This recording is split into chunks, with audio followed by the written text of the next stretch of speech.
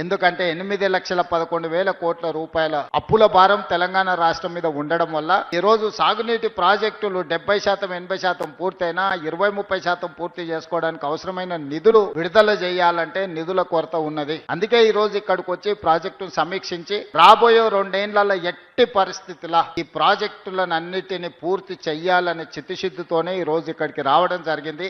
అధికారుల్లో చైతన్యము, ప్రజలకు ఒక విశ్వాసం కల్పించడానికి మంత్రులందరం కలిసి ఇక్కడికి వచ్చి సమీక్ష చేసినాం.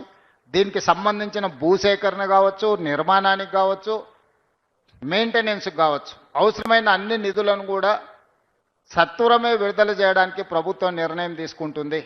2001లో 6,000 కోట్ల రూపాయల అంచనాతో మొదలయ్యి 13,500 కోట్ల రూపాయలకు సవరించిన అంచనాలు వచ్చి ఈరోజు 14,500 కోట్ల రూపాయలు ఖర్చు పెట్టినా ఇప్పుడు అధికారులు చెప్తున్నారు 18,500 కోట్ల రూపాయలకి అంచనాలు పెంచితే తప్ప ఈ ప్రాజెక్టులు పూర్తి కావు అని అంటున్నారు.